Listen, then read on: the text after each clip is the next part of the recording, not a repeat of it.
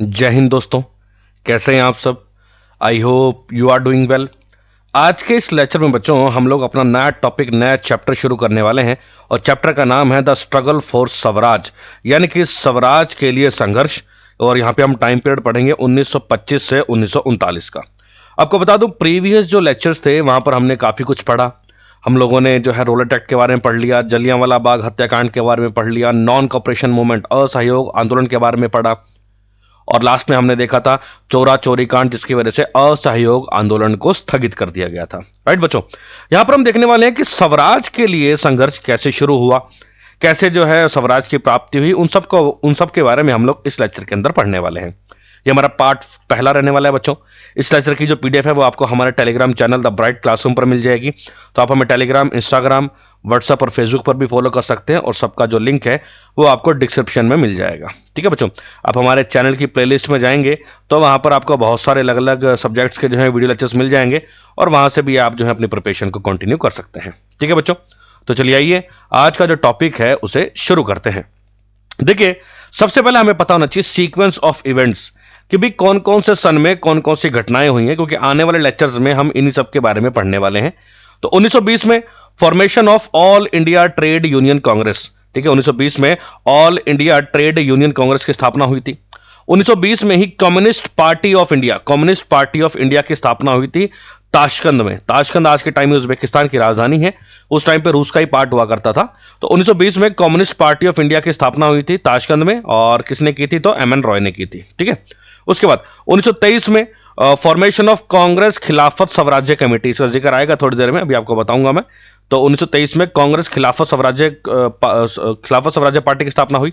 उसके बाद 1925 में विट्ठल भाई पटेल को जो है स्पीकर बनाया गया था। किसका? सेंट्रल लेजिस्लेटिव असेंबली, केंद्रीय विधानमंडलीय जो सभा थी, ठीक है, विधानमंडलीय जो सभा थी उसका जो है क्या बनाया गया था? स्पीकर बनाया गया था।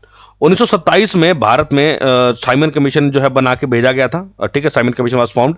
1928 में नेहरू रिपोर्ट आई थी। ठीक है, 1928 में ही जिन्ना 14 पॉइंट्स, जिन्ना के 14 पॉइंट्स का जिक्र हुआ था। आगे चलकर हम इसके बारे में भी पढ़ेंगे। 1929 में कांग्रेस का लाहौर अधिवेशन हुआ था, लाहौर सेशन हुआ था, जहां पर पूर्ण स्वराज की जो है मांग की गई थी। किसकी मांग की गई थी?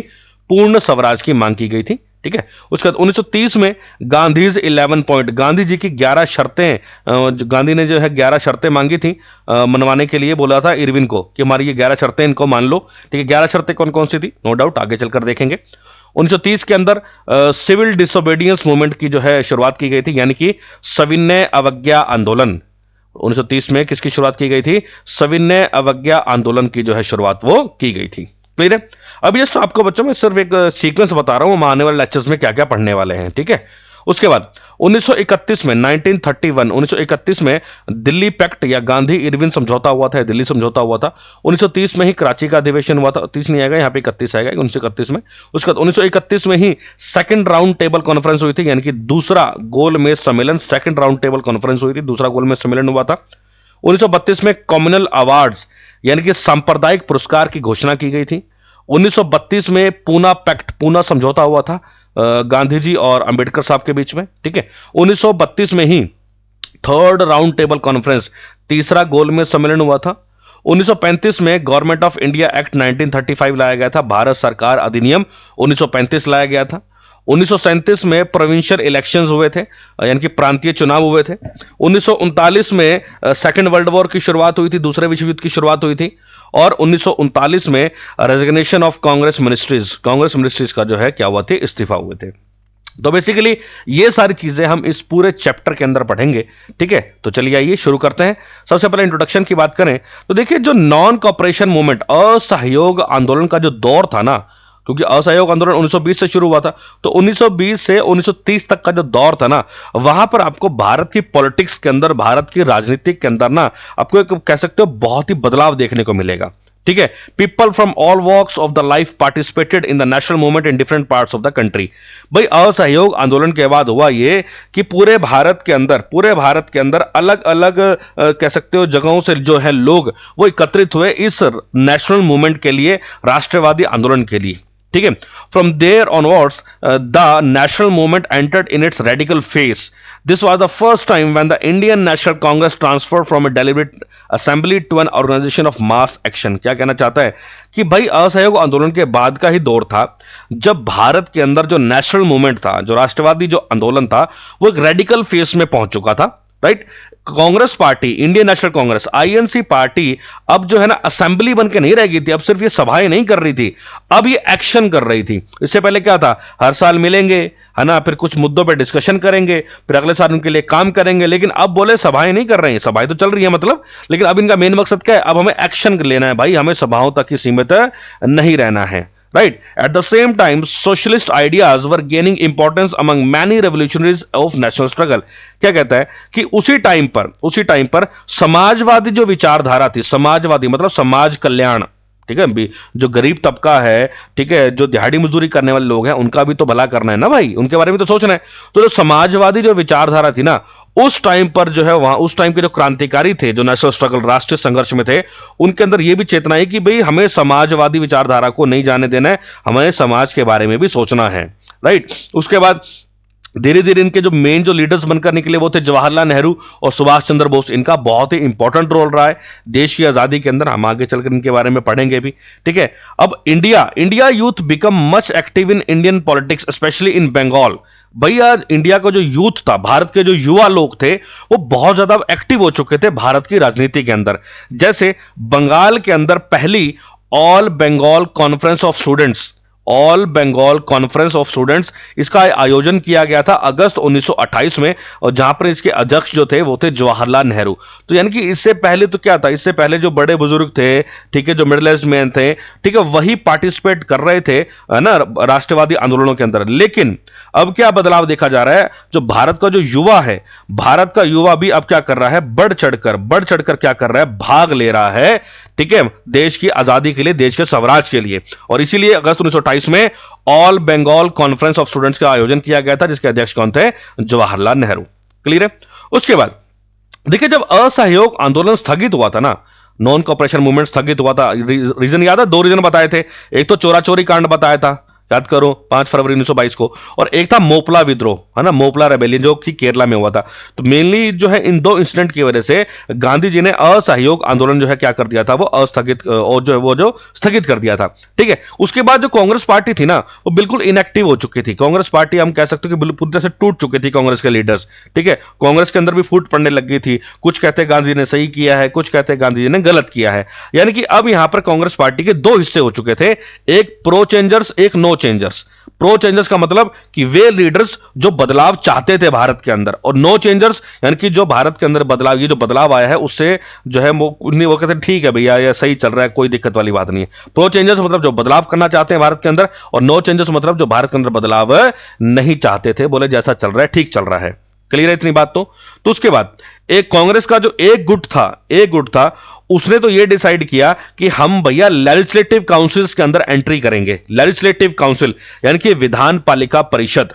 लेजिस्लेटिव काउंसिल का मतलब क्या हो गया, विधान पालिका परिषद, यानी कि जहां पर कानून वगैरह बन रहे हैं ना, हम लोग वहां जाकर बैठेंगे और वहां पर जो है हम भारत के लोगों के लिए, विकास के लिए आवाज उठाएंगे। और वो लोग कौन कौन से थे, सीआर दास यानी कि चित्तरंजन दास, मोतीलाल नेहरू और अजमल खान। सीआर दास, मोतीलाल नेहरू और अजमल खान। क्लियर है। दूसरा इनका यह था कि भैया जो मतलब ये जो लोग जो लेजिस्लेटिव काउंसिल के अंदर जाना चाहते हैं, विधान पालिका परिषद के अंदर जाने की बात कर रहे हैं ना, इनका यही था कि भैया हम क्या करेंगे, असेंबलीज जो उस टाइम की जो विधानसभाएं हैं, उस टाइम की जो, जैसे उस टाइम की जो ब्रिटिशर्स की जो संसद है, उस टाइम की जो लेजिस्लेटिव काउंसिल्स हैं, बोले वहां जाके बैठेंगे, वहां जाके लोगों के हितों की बात करेंगे और असेंबली की कमजोरियां बताएंगे उनको कि तुम्हारी कमियां क्या चल रही हैं। और इसी सेक्शन को कहा गया प्रो चेंजर्स। क्या कहा गया, प्रो चेंजर्स या फिर स्वराजिस्ट, यानी कि जो स्वराज की बात कर रहे हैं। तो जो स्वराज की बात कर रहे हैं वो जाकर अब कहां बैठेंगे, लेजिस्लेटिव काउंसिल के अंदर। क्लियर है। लेकिन वहीं एक और तबका भी था, एक और गुट भी था कांग्रेस का, जिन्होंने ये कहा कि नहीं भाई, काउंसिल के अंदर, परिषद के अंदर एंट्री करने का कोई भी फायदा नहीं है। बोले आप लोग कंस्ट्रक्टिव वर्क के ऊपर ध्यान दो, भारत के अंदर रचनात्मक कार्य के ऊपर ध्यान दो। किस पे ध्यान दो? रचनात्मक कार्यों के ऊपर ध्यान दो। काउंसिल में जाके चुपचाप बैठने से कुछ नहीं होने वाला है, राइट। ऐसे गुट को क्या कहा गया? No changers. नो चेंजर्स यानी कि जो बदलाव नहीं चाहते थे, ठीक है। कौन कौन से थे? वल्लभ भाई पटेल, राजेंद्र प्रसाद, सी राजागोपालचारी एंड M.A. अंसारी, ठीक है। तो अब दो गुट बन चुके हैं, प्रो चेंजर्स या स्वराजिस्ट। उसमें कौन कौन आते हैं? C.R. दास, मोतीलाल नेहरू और अजमल खान। नो चेंजर्स उसके अंदर कौन कौन से आते हैं? वल्लभ भाई पटेल, राजेंद्र प्रसाद, सी राजागोपालचारी और मोहम्मद अंसारी। क्लियर है बच्चों? उसके बाद यहां पे इंपॉर्टेंट चीज क्या है भाई? गया सेशन ऑफ कांग्रेस, कांग्रेस का 1922 का जो अधिवेशन था वो गया के अंदर हुआ था। गया दैट इज इन बिहार। गया कहां पर पड़ता है? तो ये बिहार में पड़ता है, ठीक है। इस अधिवेशन के अंदर क्या हुआ? जो कांग्रेस के अंदर जो सेक्शन थे वो दो गुटों में बट चुके थे। किस टॉपिक के ऊपर? लेजिस्लेटिव जो काउंसिल की एंट्री थी उसके ऊपर, परिषद की एंट्री के ऊपर। जैसे अभी मैंने आपको बताया है ना, दो सेक्शन बन चुके, एक कहते जाना है, एक कहते नहीं जाने का कोई फायदा नहीं है।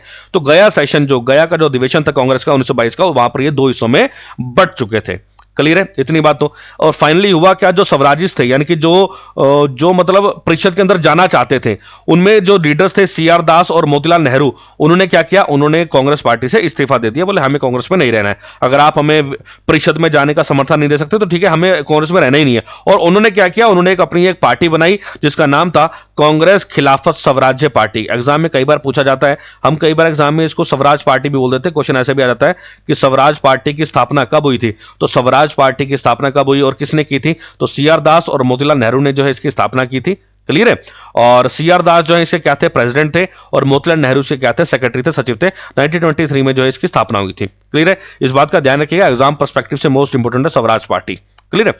उसके बाद Meanwhile, the demand for securing Swaraj और dominion status from the British was gaining importance. उसी टाइम पर क्या था कि अंग्रेजों से ये लोगों की ये डिमांड बढ़ती जा रही थी कि हमारे लिए क्या होना चाहिए? हमारे लिए स्वराज होना चाहिए, यानी कि डोमिनियन स्टेटस होना चाहिए, राइट।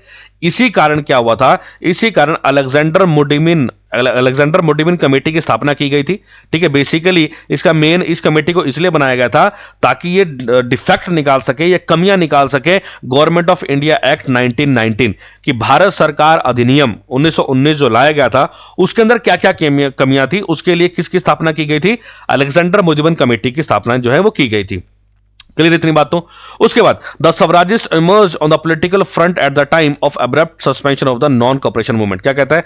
जो स्वराजिस्ट थे, स्वराजिस्ट समझ गए ना अब? C.R. दास, मोतीलाल नेहरू, इनका जो गुट था भैया, ये अब सामने आ चुके थे ब्रिटिशर्स के, क्योंकि असहयोग आंदोलन तो सस्पेंड हो चुका था, स्थगित हो चुका था। अब इन्होंने देख लिया था कि भैया अब अगर कुछ करना है तो हमें अपने तरीके से ही कुछ करना पड़ेगा, क्योंकि गांधी जी तो भैया पीछे हट चुके हैं, है ना। गांधी जी ने तो मना कर दिया कि भाई जहां पे हिंसा होगी मैं वहां पर नहीं खड़ा हूंगा। तो अब इन्होंने क्या कहा? इन्होंने कहा कि पॉलिटिकल फ्रंट पे हम जाएंगे, हम बात करेंगे ब्रिटिशर्स से कि क्या चक्कर है भैया। क्लियर है? उसके बाद अचीवमेंट ऑफ स्वराज पार्टी को क्या क्या जो है अचीव इन्होंने किया था? तो their presence provided an alternative with in the Congress party which in turn kept alive the enthusiasm of the mass at the time of passiveness. क्या कहता है कि भाई कांग्रेस पार्टी के अल्टरनेटिव के तौर पे, कांग्रेस पार्टी के प्रतिद्वंदी के तौर पे जो है ये निकल कर आए। लोगों को लगा कि यार कांग्रेस पार्टी शांत हो गई, कांग्रेस पार्टी अब कुछ नहीं करेगी, हम देश के लिए अब क्या करेंगे। लेकिन वहीं दूसरी ओर अगर मैं देखूं तो स्वराज पार्टी ने जो है कांग्रेस पार्टी की कमी पूरी कर दी, ठीक है। इन्होंने लोगों को जोड़कर रखा स्वराज के लिए। इन्होंने क्या किया? They demanded the demand of having round table conference was educated first by it. इन्होंने डिमांड की कि भैया राउंड टेबल कॉन्फ्रेंस करवाओ। राउंड टेबल कॉन्फ्रेंस को बच्चों हिंदी में बोलते हैं गोल मेज सम्मेलन। क्या बोलते हैं? गोल मेज सम्मेलन। अब ये क्या था? इनका मेन मकसद यही था कि भैया गोल मेज लगाओ, वहां पर जो है अलग अलग लीडर्स भारत के बैठेंगे, ठीक है। वहां पर ब्रिटिशर्स भी बैठेंगे और भारत के बड़े बड़े लीडर्स राजा लोग भी बैठेंगे, और वहां जाकर फिर हम डिस्कस करेंगे कि भारत के स्वराज के बारे में, भारत के लोगों को क्या दिक्कत हो रही है, क्या समस्याएं चल रही हैं भारत के अंदर, बोले वहां पे डिस्कस करेंगे। तो राउंड टेबल कॉन्फ्रेंस, हालांकि आगे चलकर पूरा का पूरा इसके ऊपर पूरा एक टॉपिक आएगा, हम वहां पर इसके बारे में और पढ़ेंगे, ठीक है। इन्होंने मुडिमन कमेटी की स्थापना करवाई। मुडिमन कमेटी, जैसे मैंने अभी आपको बताया था, इसका काम क्या था? Government of India act, Bharat सरकार अधिनियम 1919 की जांच करना कि इसके अंदर क्या क्या कमियां हैं, ठीक है। मॉन्टफोर्ट स्कीम का मतलब हो गया मोंटेग्यू चैम्सफोर्ड, जो रिफॉर्म्स लाए गए थे वही भारत सरकार अधिनियम 1919, ठीक है। उनकी क्या क्या फॉल्ट लाइंस थी उनको जो है इन्होंने भारत के लोगों को उजागर किया। उसके बाद expose the autocratic functions of council, कि जो परिषद हैं, जो जहां पर जाके ये बैठेंगे, ठीक है, जहां पर जाके बैठे थे लेजिस्लेटिव काउंसिल्स के अंदर, परिषदों के अंदर, तो बोले वो कैसे अपनी मनमर्जी से काम करती है, कैसे अपनी मनमर्जी से जो सारे फैसले करती है, उन सब के बारे में जो है इन्होंने क्या किया, भारत के लोगों को बताया। क्लियर है।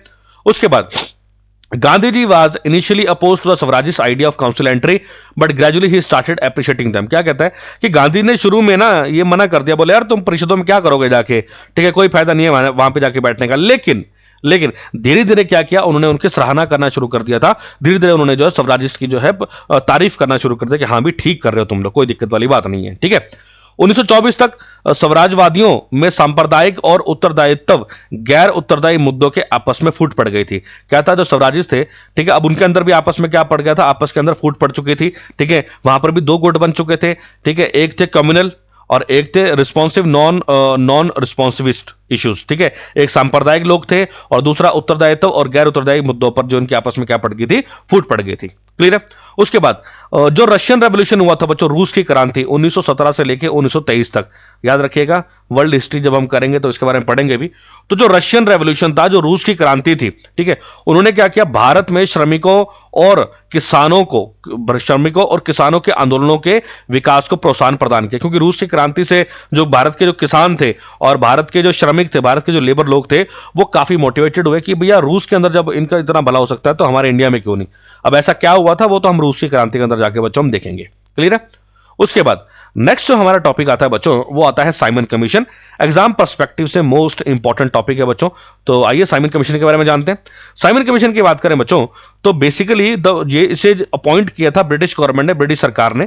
ठीक है, ये एक इंडियन स्टैट्यूटरी कमीशन था जिसे साइमन कमीशन कहा गया, और इस कमीशन का नाम रखा गया था इसके अध्यक्ष के नाम पे, जिनका नाम था सर जॉन साइमन। क्या नाम था? Sir John Simon. इनका मेनली मकसद यही था कि तुम लोगों को इंडिया में जाना है और इंडिया में जाकर जो गवर्नमेंट ऑफ इंडिया एक्ट 1919 लाया गया था, यानी कि मोंटेग्यू चैम्सफोर्ड जो रिफॉर्म्स भारत के अंदर जो लाए गए थे, ठीक है, उसको जाके देखना है, रिव्यू करना है। देखिए 1919 में भारत सरकार अधिनियम लाया गया था, साइमन कमीशन भारत में आ रहा है 1927 में।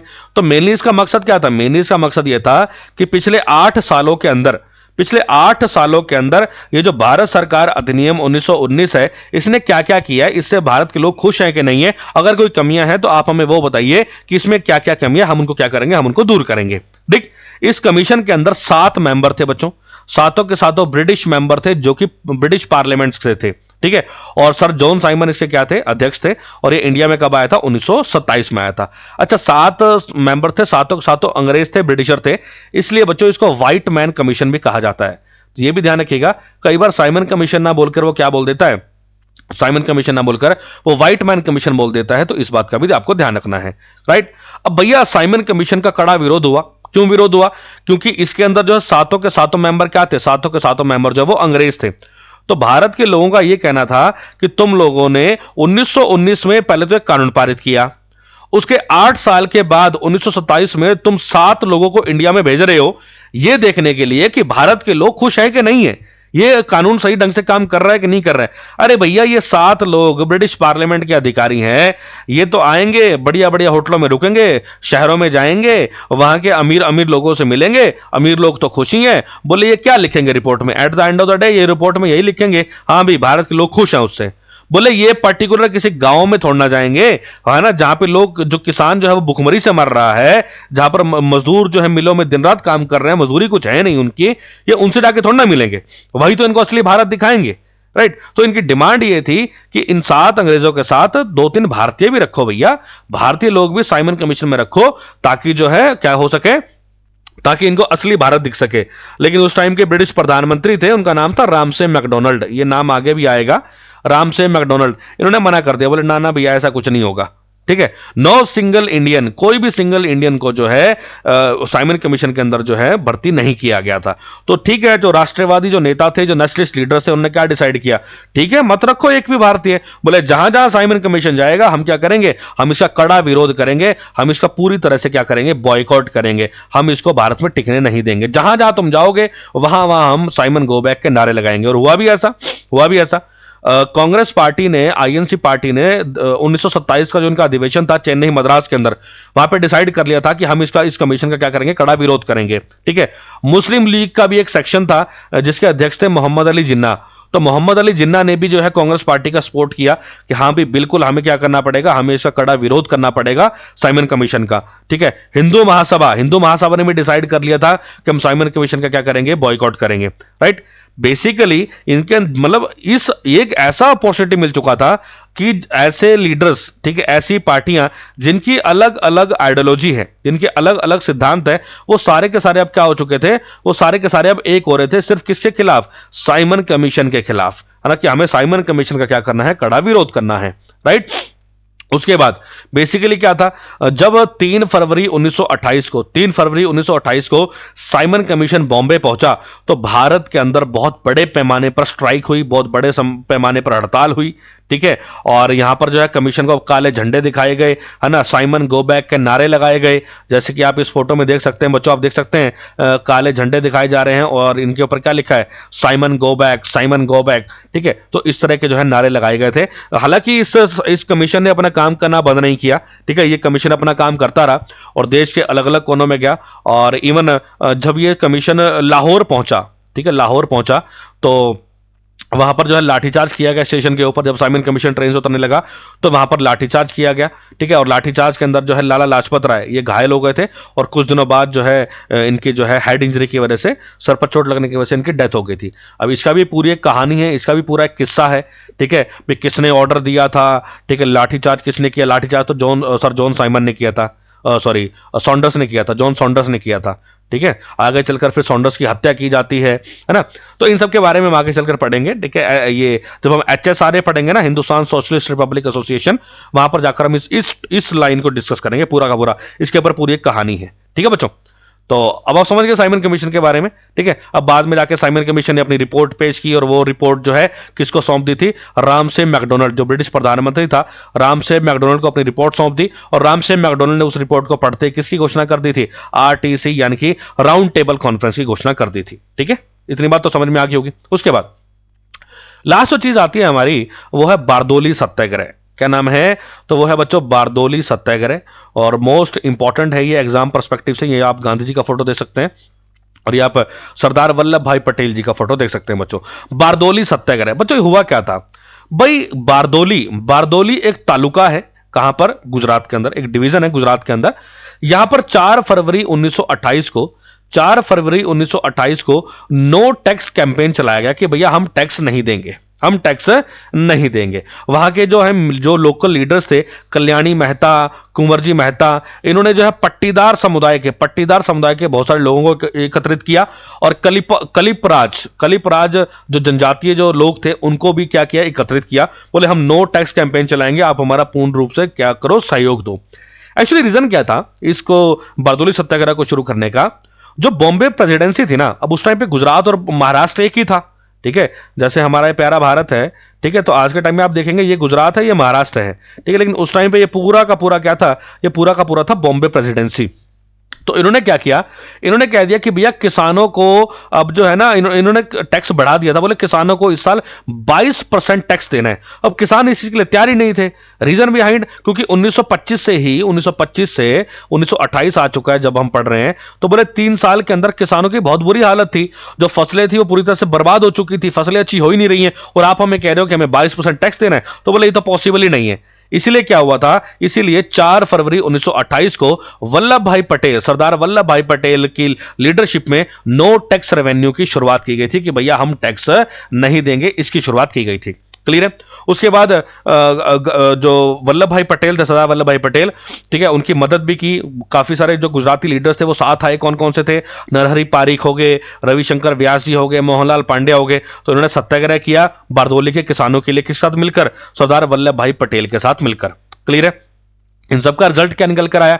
रिजल्ट ये निकल कर आया कि सरकार मजबूर हो गई जो उनके रेवेन्यू डिमांड है, जो उनके राजस्व की जो मांग है उसको कम करने के लिए, ठीक है, जो जो टैक्सेस है उसको फिर क्या कर दिया गया, उनको रिवाइज कर दिया गया, सिंपल भाषा में टेम्पररी अमेंडन कर दिया गया, मतलब स्थगित कर दिया गया। बोले ठीक है भैया, एक बार हम इस साल टैक्स नहीं लेंगे, अगले साल देखते हैं फसल अच्छी हुई तो हम देखेंगे टैक्स लेना है या क्या करना है। और टैक्स ना भरने पर जिन किसानों की जमीनों को जब्त कर लिया गया था, है ना, कई किसानों ने टैक्स नहीं भरा तो उनकी जमीनों को जब्त कर लिया था ब्रिटिश सरकार ने। तो जिनकी जमीनों को जब्त किया गया उन सबको जो है जमीनें क्या कर दी गई थी, उन सबको जमीनें जो है वो वापस कर दी गई थी। तो आप सोचेंगे, आप देख सकते हैं कि ये जो सत्याग्रह है ये क्या हो गया था, ये पूरी तरह से जो है यहां पर कामयाब रहा था। क्लियर है? उसके बाद the success of Bardoli Satyagraha was achieved through the charismatic leadership of Gandhi ji along with the seamless efforts of Sardar Vallabh Bhai Patel. क्या कहते हैं, जो बारदोली सत्याग्रह है इसकी जो सक्सेस है वो पता किससे मिली है? गांधी जी और सरदार वल्लभ भाई पटेल की बदौलत, क्योंकि दोनों ने मिलकर जो है बहुत ही अहम भूमिका निभाई थी बारदोली के अंदर। क्लियर है? उसके बाद गांधी जी ने जो है वल्लभ भाई पटेल को सरदार की उपाधि दी, और वो उपाधि किसके द्वारा दिलवाई गई थी? बारदोली की महिलाओं के द्वारा। बारदोली की जो महिलाएं थी वो वल्लभ भाई पटेल जी को सरदार कहती थी, और ये उपाधि किसने दी थी? तो गांधी जी ने दी थी। क्लियर है? तो इस चीज का ध्यान रखिएगा। उसके बाद Gandhi ji attended the Calcutta Congress of December 1928 on 31 January 1930। Gandhi ji came up with 11 point ultimate which included 11 demands from viceroy Lord Irwin. क्या कहते हैं कि गांधी जी ने जो है लॉर्ड इरविन से 11 मांगे मांगी, ठीक है, 11 मांगों की डिमांड की भी, ये हमारी जो मांग है ना इसको पूरी करो। 11 मांगे कौन कौन सी थी आगे चलकर हम एक एक करके पढ़ेंगे या इनके बारे में। तो बोले अगर आपने 31 जनवरी 1930 को जो है डिमांड की थी, ठीक है, 31 जनवरी 1930 को डिमांड की, और यह कहा कि भैया अगर 11 मार्च तक हमारी इन 11 मांगों को नहीं मांगा गया तो हम आपके खिलाफ सिविल डिसओबीडियंस मूवमेंट शुरू कर देंगे, यानी कि हम ब्रिटिश सरकार के खिलाफ सविनय अवज्ञा आंदोलन शुरू कर देंगे। अब सविनय अवज्ञा आंदोलन ये एक और मोस्ट इंपोर्टेंट टॉपिक है जो कि एग्जाम के अंदर आता है, इसके बारे में नो डाउट हम अगले लेक्चर के अंदर पढ़ेंगे ही। क्लियर है बच्चों? तो आई गेस यहां पर बहुत सारी चीजें आपको क्लियर होंगी। अगर फिर भी कोई डाउट हो तो आप कमेंट बॉक्स में कमेंट करके पूछ सकते हैं। वीडियो अच्छा लगे तो इसे लाइक एंड शेयर जरूर कीजिएगा, और चैनल को सब्सक्राइब जरूर कीजिएगा। आप हमें टेलीग्राम, इंस्टाग्राम, फेसबुक और व्हाट्सएप पर भी फॉलो कर सकते हैं, और सबका जो लिंक है वो आपको डिस्क्रिप्शन में मिल जाएगा। ठीक है बच्चों, चलिए मिलते हैं नेक्स्ट लेक्चर के अंदर। Thank you so much. जय हिंद, जय भारत।